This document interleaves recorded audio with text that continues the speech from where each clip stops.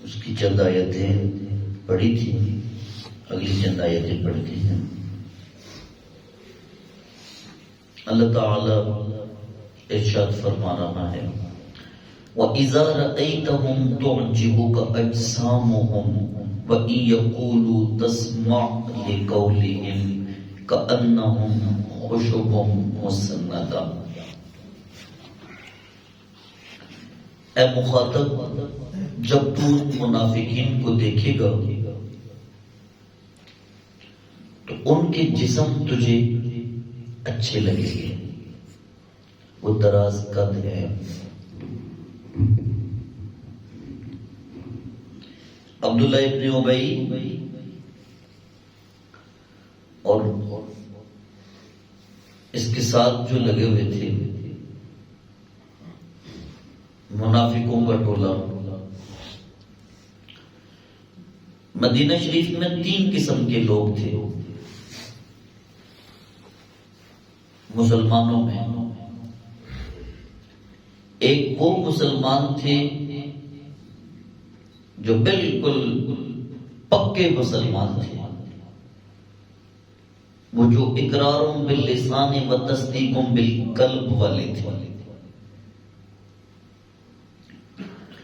ایک وہ مسلمان تھے جو تھوڑے کمزور تھے مالی اعتبار سے، غریب۔ اور تیسرا گروہ جو بظاہر تو بڑے پکے ٹھکے مسلمان تھے لیکن اندر سے غلط تھے، اندر سے منافق تھے، اور کوشش کر رہے تھے کہ عین موقع پہ ہم اسلام کو نقصان پہنچائیں گے۔ یہ وہ لوگ تھے عبداللہ ابن ابی، یہ ٹولہ۔ یہ پہلے یہودی تھا عبداللہ ابن ابی، اور کچھ کتابوں کا عالم تھا، ہر وقت لوگوں کو اپنے قریب بٹھائے رکھتا تھا۔ عبداللہ ابن ابی کے بارے میں مدینے میں یہ بات مشہور تھی کہ ہم اس کو مدینے میں اس کو بادشاہ بنائیں گے۔ بادشاہت کا دور تھا، تو وہ اپنے گمان کے مطابق بادشاہ تھا۔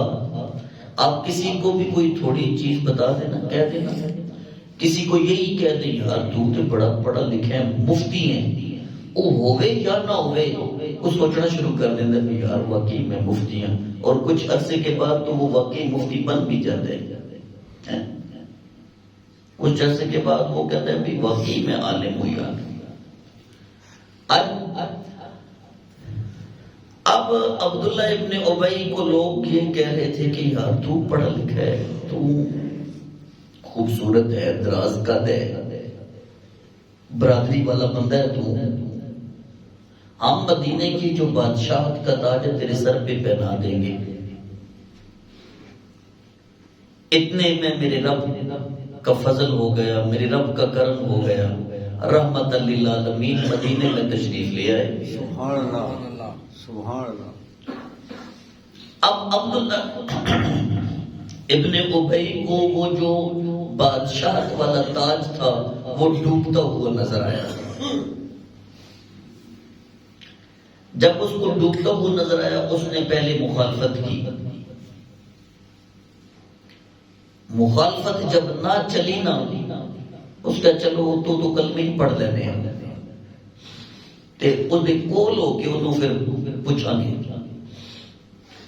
عبداللہ ابن ابی نے کلمہ بھی پڑھ دیا اور رسول اللہ کے ساتھ جنگوں میں بھی جانا شروع ہو گیا، مسجد نبوی میں نماز پڑھنا بھی شروع ہو گیا، مسجد نبوی میں نماز پڑھنا شروع ہو گیا۔ وہ بلے منافقہ، لیکن اسے یہ نہیں پتا تھا کہ تو منافقت کر رہا ہے کسی دنیا دار سے نہیں کر رہا، آمنہ کے لال سے کر رہا ہے۔ یہ وہ ہستی ہے کہ اگر تو ٹھیک چلا تو ٹھیک، نہ ٹھیک چلا تیری منافقت کی خبر رب دے دے گا۔ اللہ اکبر کبیر۔ اچھا، منافقوں کی آج تک یہی روش ہے، اس وقت سے لے کے آج تک یہی روش ہے. مخالفت کرو، نہیں مخالفت ہو رہی صحیح، چلو نال لگ جاؤ، نال لگ کے ٹنگا وڈو. اللہ اکبر. جب اس کو اپنی بادشاہت ختم ہوتی نظر آئی، اس نے کلمہ پڑھ لیا. کلمہ پڑھ لیا اور پھر احد کے میدان میں 300 اپنی برادری کے لوگوں کو لے کے این جنگ کے وقت واپس مڑ آیا. تو اس کو یہ نہیں پتا تھا میں 300 لوگوں کو اگر لا رہا ہوں واپس تو مصطفیٰ کا رب فرشتے بھی بھیج سکتا ہے.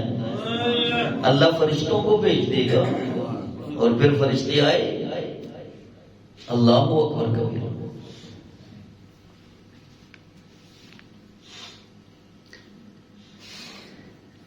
یہ دراز قد تھا. اللہ فرماتا ہے اے مخاطب جب تو ان کو دیکھے گا تو تجھے اس کے جسم بڑے اچھے بھلے محسوس ہوں گے. وَإِن يَقُولُوا تَسْمَعْ لِقَوْلِهِمْ، اور جب وہ بات کریں گے تو تو ان کی بات سنے گا. منافق بڑی پٹھی لپی چپی باتیں کرتا ہے اس انداز سے اگلے بندے کو قائل کرنے کی کوشش کرتے ہیں. کأنہم خشب مسندہ، گویا کہ وہ شتیر کے ساتھ لگی ہوئی لکڑی ہے جس کا اپنا کوئی فائدہ نہیں، جو سوائے جلانے کے اور کسی کام نہیں آ سکتا. نہ اس کو چھت میں لگایا جا سکتا ہے، نہ کوئی اور کام کیا جا سکتا ہے. وہ کسی کے سہارے، منافق ہمیشہ خود سامنا نہیں کرتا، وہ کسی کے سہارے لے کر سہاروں پہ زندگی بسر کرتا ہے اور سہارے لے کے مخالفتیں کرتا ہے. اللہ تعالیٰ نے فرمایا کأنہم خشب مسندہ، گویا کہ وہ ایسی لکڑی ہے جو شتیر پہ لگی ہوئی ہے. یحسبون کل صیحۃ علیہم ہم العدو فاحذرہم، وہ ہر بلند آواز کی مخالفت کرتے ہیں جو ان کی طرف کی جائے. اللہ فرماتا ہے ہم العدو فاحذرہم، یہی تمہارے دشمن ہیں حقیقی، تم ان سے خبردار ہو جاؤ. قاتلہم اللہ انا یؤفکون، اللہ ان کو ہلاک کرے. یہ کس طرف منہ اٹھا کے چل پڑے.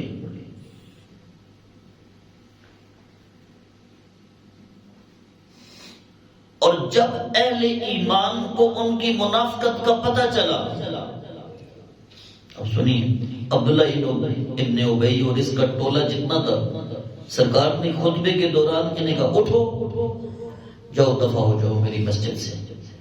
اللہ جبریل کو بھیج کے بتا رہا ہے محبوب اس کا نام لیجئے، یہ منافق ہے، اس کو اٹھائیے مسجد سے نکال دیجئے، اس کو اٹھائیے مسجد سے نکال دیجئے. سرکار نام لے لے کے اٹھا رہے ہیں. اب چونکہ ایک پورا گروہ تھا وہ نا، ایک پورا گروہ تھا، تو رسول اللہ صلی اللہ علیہ وآلہ وسلم کے صحابہ نے عبداللہ ابن ابی اور اس کے گروہ کو جا کے کہا تم آؤ آ کے سرکار کی بارگاہ میں توبہ و استغفار کرو، سرکار بھی دعا مانگیں گے، اپنے نفاق سے توبہ کر لو، اللہ معاف فرما دے گا. تو وہ آگے سے کرتے کیا جو وہ کرتے میرے رب نے قرآن میں آیت بھیج دی.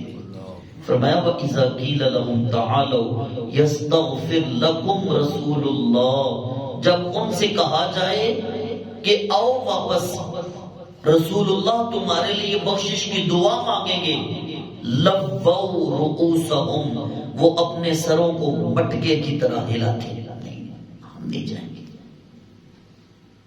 وَرَأَيْتَهُمْ يَصُدُّونَ وَهُمْ مُسْتَكْبِرُونَ، اور تم ان کو دیکھو گے ان کا جو تکبر ہے وہ انہیں روک کے رکھے گا.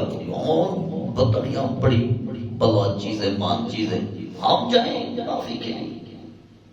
استغفر. منافق منافقت بھی کرتا ہے اور پھر اپنے علم پہ تکبر بھی کر کے معافی نہیں مانگتا. یہی تو رب کا سب سے بڑا عذاب ہے میرے دوست.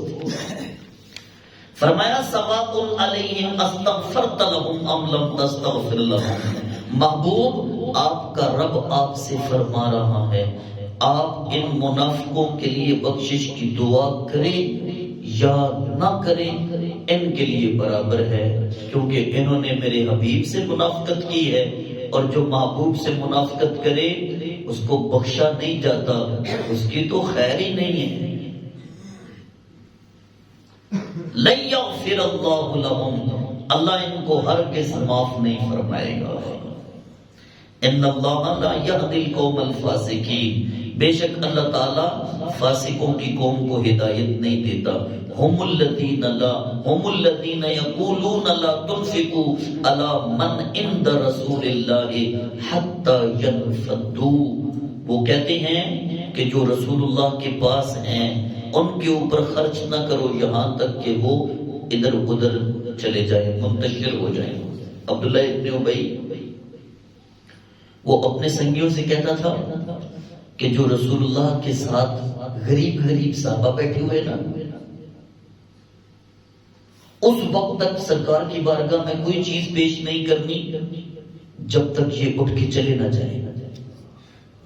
یہ غریب مسکین جب تک اٹھ کے چلے نہ جائے نا، اس وقت تک انہیں کوئی چیز نہیں دینی سرکار کی بارگاہ میں، کوئی چیز، کیونکہ حضور ان غرباء کو، ان مسکینوں کو عطا فرماتے تھے۔ سبحان اللہ، سبحان اللہ۔ آئے منافق، دیکھو اللہ کو یہ چیز کتنی بری لگی، وہ میری سرکار کی بارگاہ میں چیز پیش کر رہا ہے، آئے وہ مومنہ تو کہ وہ جب مومن ہے اندروں تو منافقت پہ کر دے۔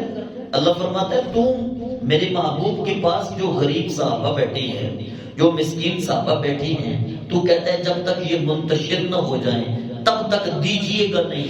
کیوں؟ میرا محبوب ہے، وہ جس کو چاہے جو کچھ چاہے جتنا چاہے عطا فرما دے، میرا حبیب ہے۔ اور سن، وَلِلَّهِ خَزَائِنُ السَّمَاوَاتِ وَالْأَرْضِ، زمین و آسمان کے سارے خزانے تو اللہ کے لیے ہیں۔ وَلَكِنَّ الْمُنَافِقِينَ لَا يَفْقَهُونَ، منافقوں کو اس بات کی سمجھ نہیں ہے۔ یقولون، اور جس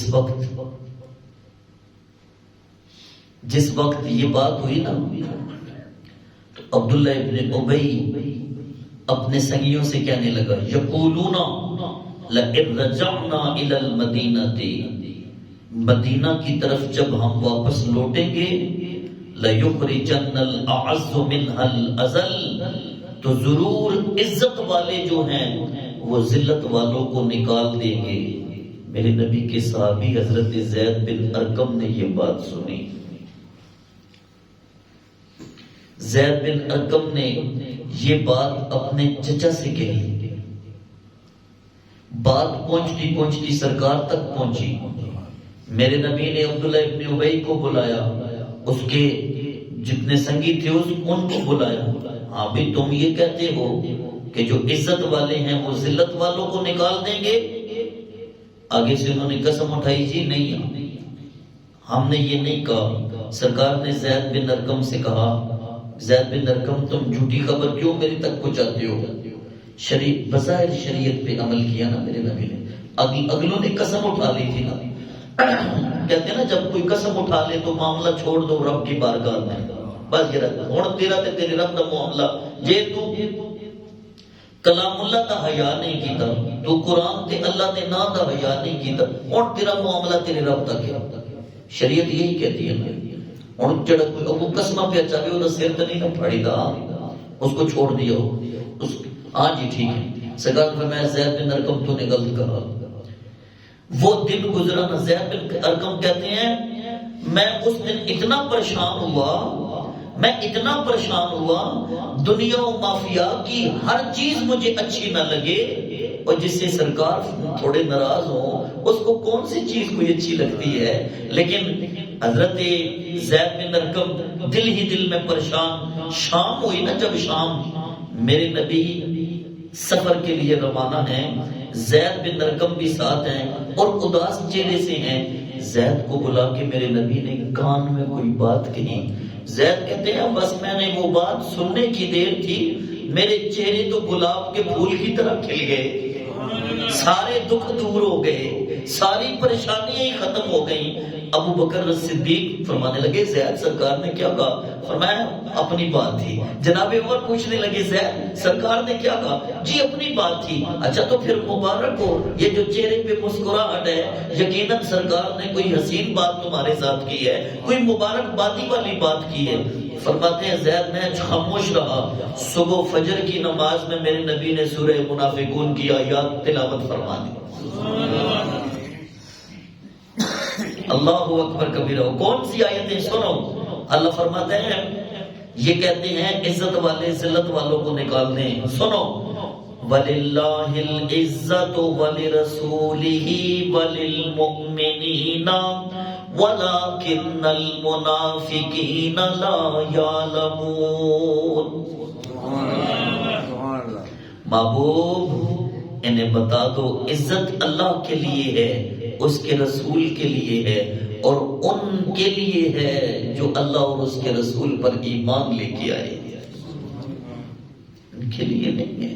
وَلَكِنَّ الْمُنَافِقِينَ لَا يَعْلَمُونَ، منافق اس چیز کو نہیں جانتے۔ اہل ایمان کے لیے دنیا میں بھی عزت ہے، قبر حشر میں بھی عزت ہے، کل جنت میں بھی عزت ہے۔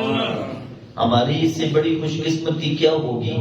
اللہ نے ہمیں ایمان کی دولت عطا فرمائی ہے، اور باخدا ایمان کے مقابلے میں کائنات کی ہر چیز ہیچ ہے، کائنات کی ہر چیز نیچی ہے، ایمان سب سے بلند ہے، یہ کلمہ طیب سب سے بلند ہے۔ اللہ رب العزت کی بارگاہ میں دعا ہے پروردگار ہمیں عمل کی توفیق عطا فرمائے۔ وما علیہ الا البلاغ۔